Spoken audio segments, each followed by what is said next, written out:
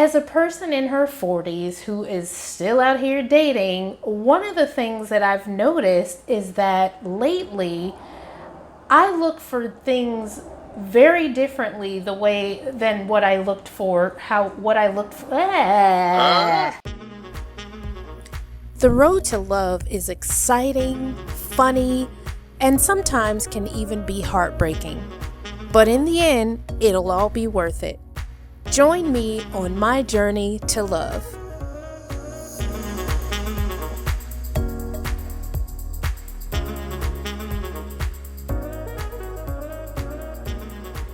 Hey everybody, it's LaRonda and I'm back with another video. In today's video, I want to talk about the changes that have happened to me as an older dater. The other day I was kind of thinking back to what I was like dating in my 20s, and all of the men that I gave chances to, and all of the red flags that I overlooked, and all of the needs that I personally had that I was ready to kind of let go because somebody looked good or whatever. I was physically attracted to the person, so I was willing to overlook certain things that today I would never overlook. Such as, for example, like I've been with men who were not really that affectionate. And of course, I'm a person that needs affection. Like I could not be in a relationship with somebody who didn't want to hold my hand, didn't want to kiss me, didn't want to, all of these things.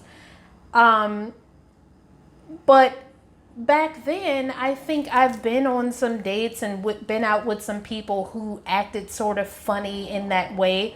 I remember this one particular guy. He was much older than I was, and we dated for a bit.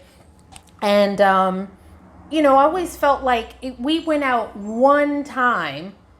And that one time that we actually went out, we went to a nightclub. He was in his part of the nightclub doing whatever he was doing. And I was in some other section dancing with other people because I kind of got the feeling that he didn't want to be around me, or that he was just not interested, or I really don't know.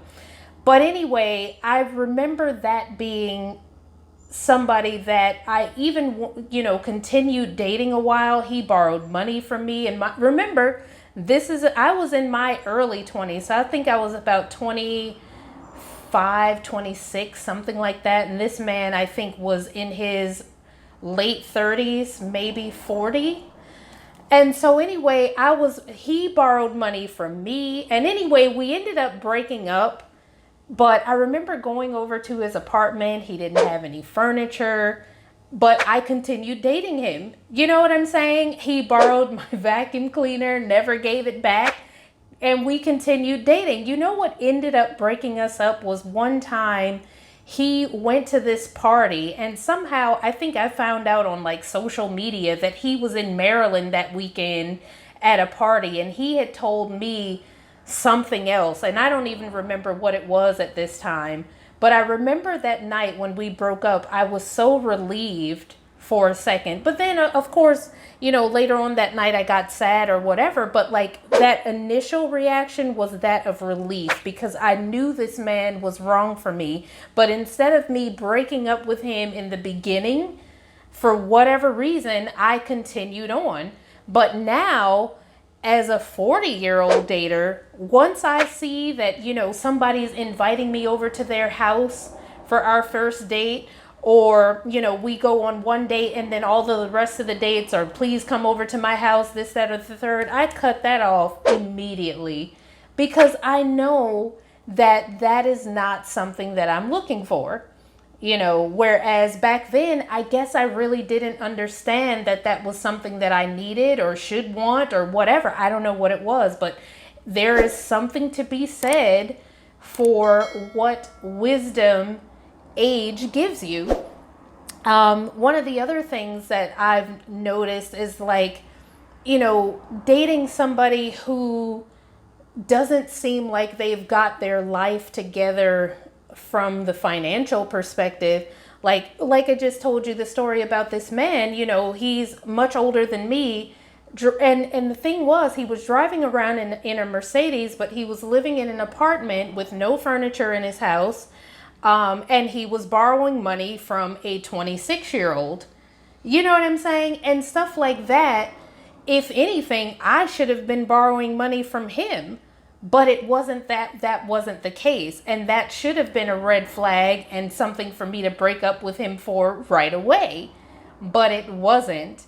You know what I'm saying? But now, if I go out with a man one time and I end up paying for the date or something like that, that's somebody that I'm never going to see again, because I know that that person doesn't have it together, at least from the perspective of dating and knowing how to treat a woman.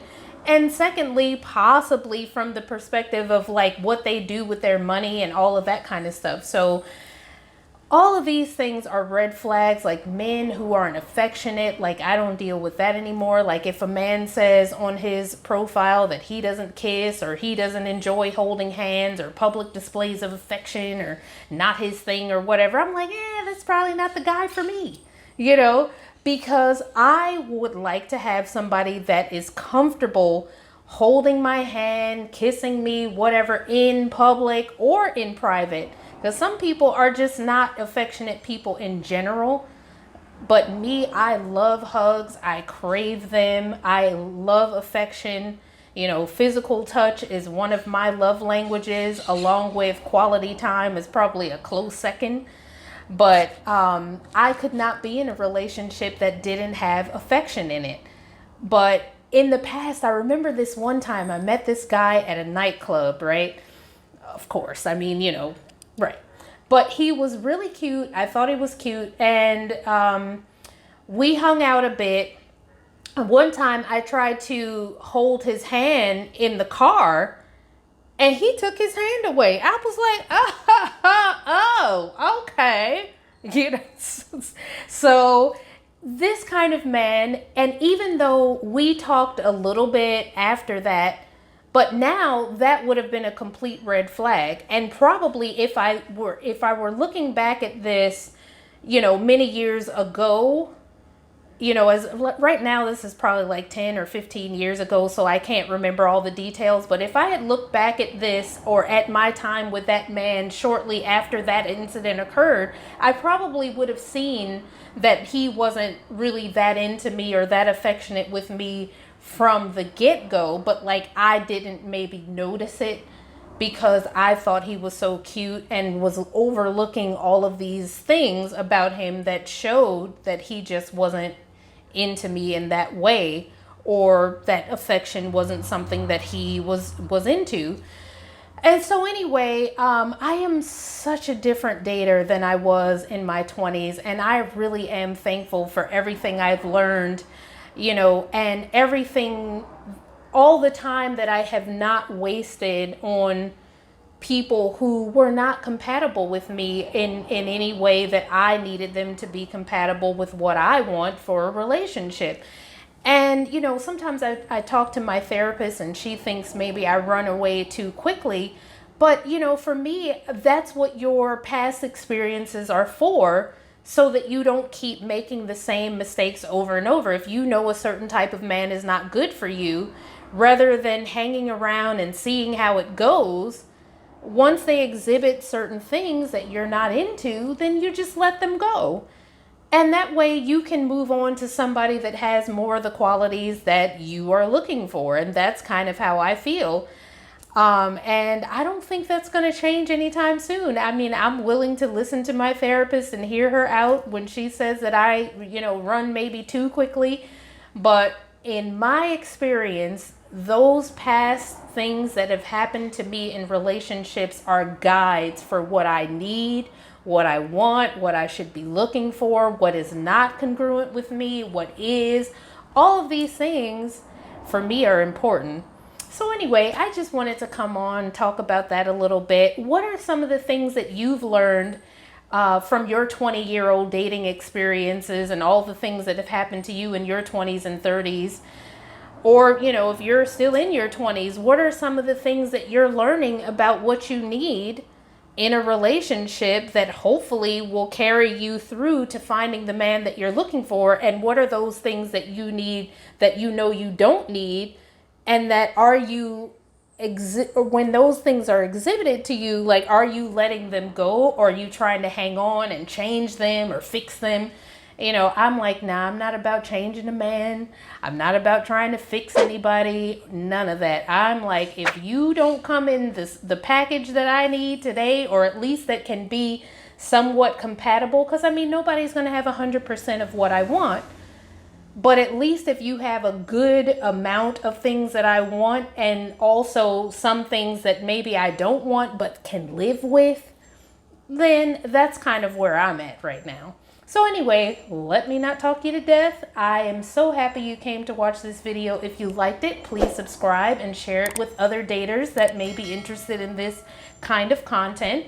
Thank you so much for watching, and I will see you in the next video. Happy dating, everybody. Bye-bye.